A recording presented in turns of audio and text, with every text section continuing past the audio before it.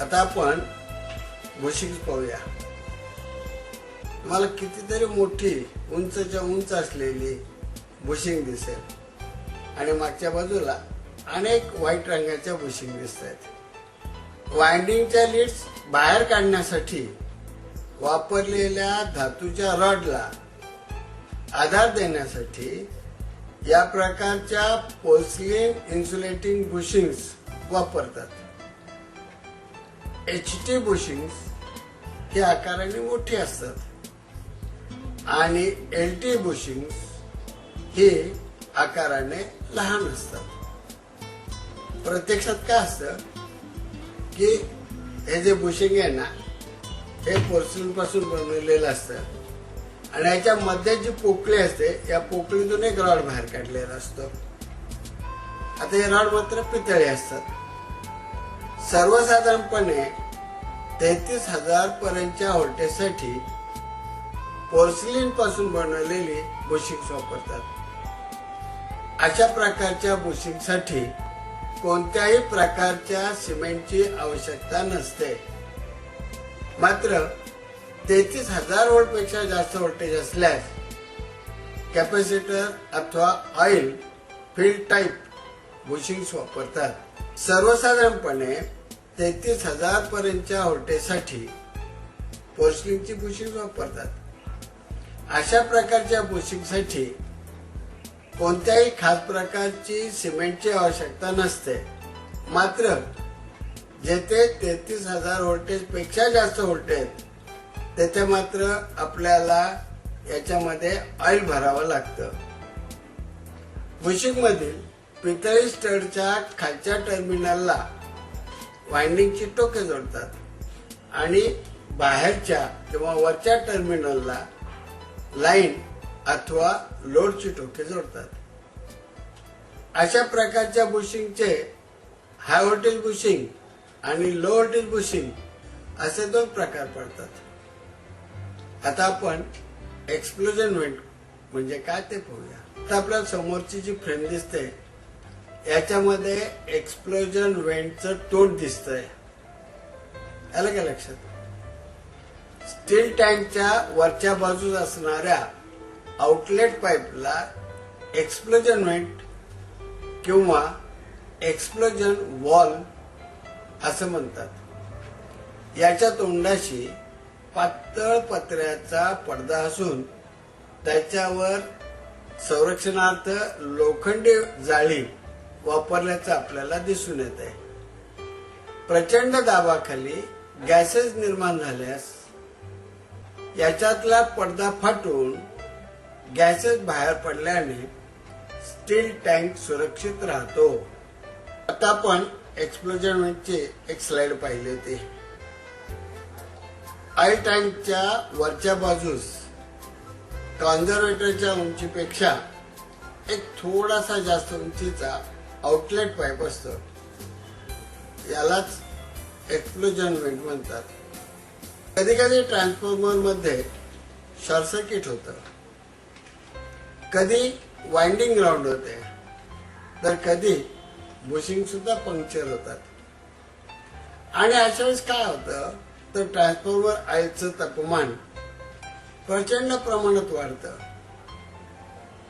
ऑइलचं तापमान वाढल्यावर त्यापासून गॅसेस निर्माण होतात आणि हे गॅसेस टाकीमधून बाहेर पडण्याचा प्रयत्न करतात.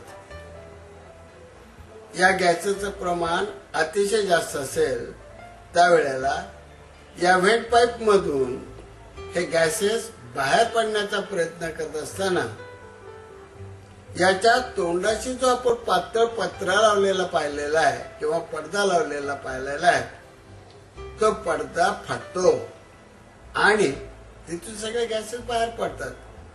त्यामुळे ट्रान्सफॉर्मरचा टँक हा सुरक्षित राहतो. ह्या प्रकारचे एक्सप्लोजन व्हेंट मात्र सर्व ट्रान्सफॉर्मरला लावलेले नसतात. साधारणपणे 500 kVA पेक्षा जास्त क्षमता असलेल्या ट्रान्सफॉर्मर मध्ये एक्सप्लोजन व्हेंटचा उपयोग करतात. कॉन्झर्व्हेटर टँक स्टील टँकच्या वरील बाजूस कॉन्झर्वेटर टँक ब्रॅकेटच्या साहाय्याने बसवलेला असतो. याच्या दर्शनी भागामध्ये ऑइल लेवल इंडिकेटर बसवलेला असतो. गरम झालेले ऑइल साठवून ठेवणे, ते थंड करणे आणि पुन्हा मेन टाकीकडे परत पाठवण्यासाठी या कॉन्झर्वेटर टँकचा उपयोग केलेला असतो. आता आपण कॉन्झर्वेटर टँक पाहिला होता.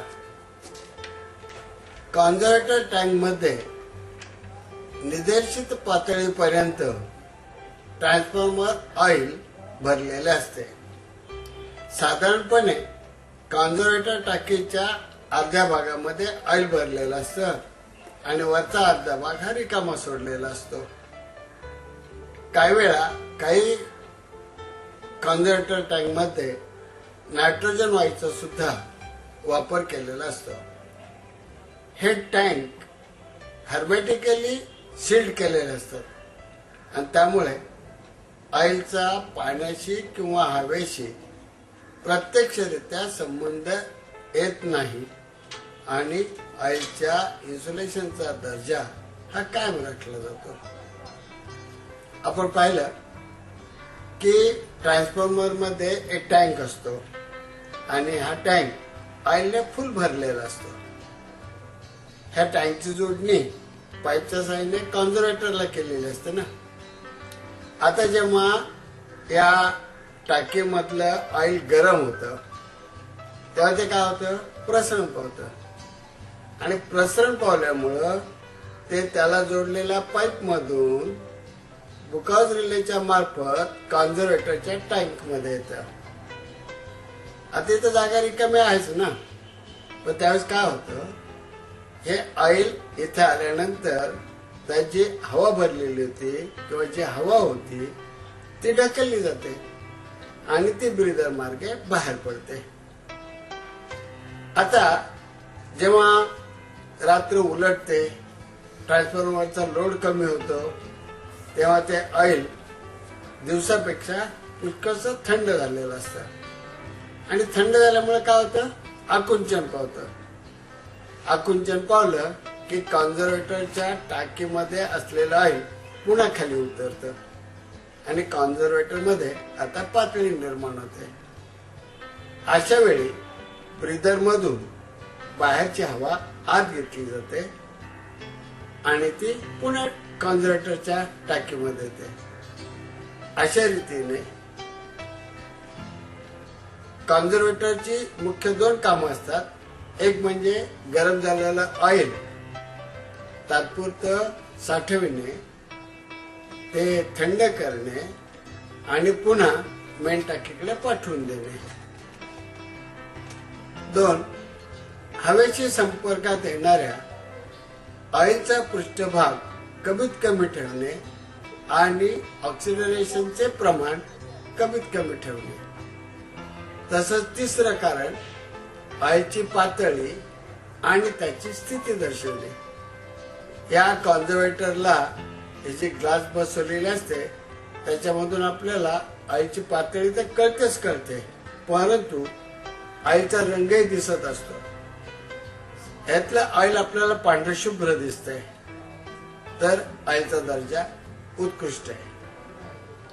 ऑइल जर आपल्याला पिवळं दिसू लागलं तर ऑइलचा दर्जा थोडासा खालवलेला असं कळतं आणि जर ऑइल एकदम काळपट पिवळं झालेलं दिसलं तर ऑइल खराब झालेलं आहे, ते फिल्टर करणं आवश्यक आहे हे आपल्याला समजतं.